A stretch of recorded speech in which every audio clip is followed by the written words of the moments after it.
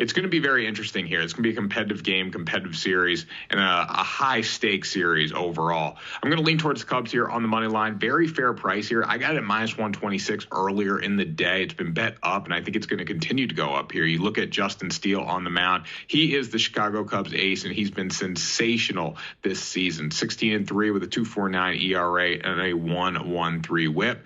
His last start did come against the Diamondbacks, as you're saying. He went 7 innings, allowed just 6 hits and 1 earned run.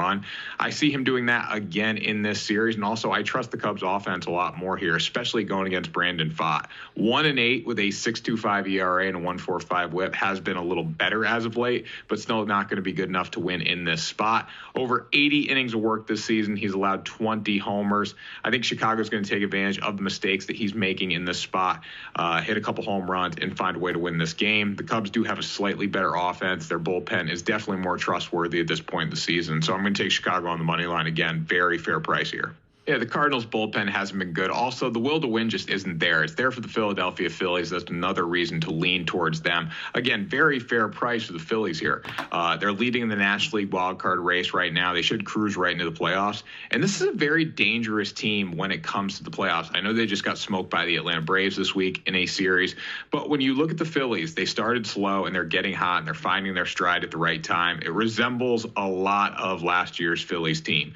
You have Aaron Nola is going to take the ball for them in this spot. He's been solid this season, really struggled in his past 2 starts, but it's a good chance to bounce back. The Cardinals have given up. They're ready for the offseason. They're ready to pack it in. Nola's 12-9 on the season, 4.64 ERA and a 1.16 WHIP. And the best part about his game is his strikeout ability. I think we're going to see a lot of that on Friday. Zach Thompson going for the Cardinals. He's 5-5 with a 4 ERA and a 1.47 WHIP. Very similar to Nola, as you were saying there, but I do trust the Phillies bullpen. I trust their offense here.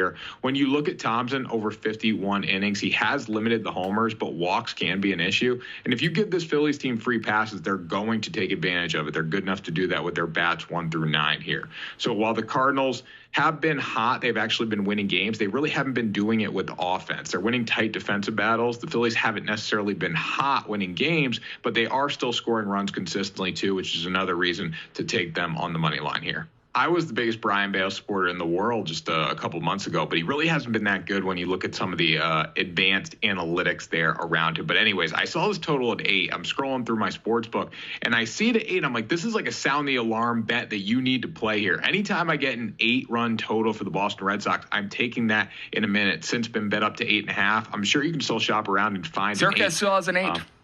Well, get it right now if you can, because this is an absolutely great bet here for 8. The value is so high. Boston's going to face Jose Barrios, and they have hit Barrios so much this season. Against the Red Sox, he was a 6.35 ERA with an opponent batting average against the Boston Red Sox of 3.14. Boston hit the ball well today. They have momentum coming in this series with their bats. I know their road splits for the offense are definitely not even close to as good as their offensive splits at home. But still, this is the Boston Red Sox offense. They can strike at any time. They have a lot of big bats in that lineup. Brian Bayo, 12-8 with a 3.68 ERA and a 1.28 WHIP. On the surface level, Bayo's been one of the Red Sox best pitchers, but it hasn't been an amazing couple months for him. He had a really good May and a really good June, but he's kind of fallen into that lackluster Boston culture. Also, we got a new GM coming to town. Hopefully that makes a difference, but that's just a side note there. In the past 30 days, he's got a 282 opponent batting average. So really, he's been getting hit a lot. Red Sox are 25-17 against the over in division games this season. The Blue Jays are 19-17-1 against the over in the division. So I'm going to expect offense in this game. I think Barrios gets hit a little bit. I think Bayo gets hit. And for 8 runs, I mean, you have to take this total over.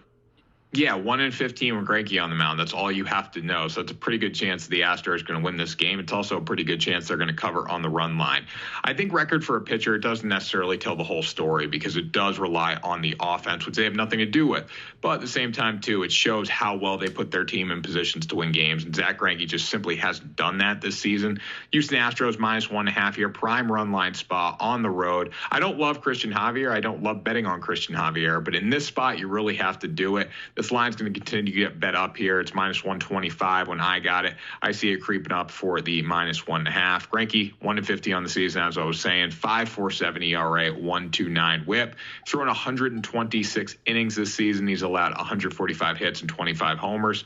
Christian Javier has not been great. He is 9-3 though, so he puts his team in a position to win games. 4.78 ERA with a 1.29 WHIP. The walks can be an issue for him, but this Kansas City offense isn't the best in the world. If he does walk, I don't think it's the end of the world. He just needs to lock in, deliver, and get some big strikeouts. The Astros are 45-27 on the road. They've scored 157 more runs in Kansas City. Again, prime run line spot. Have to take it.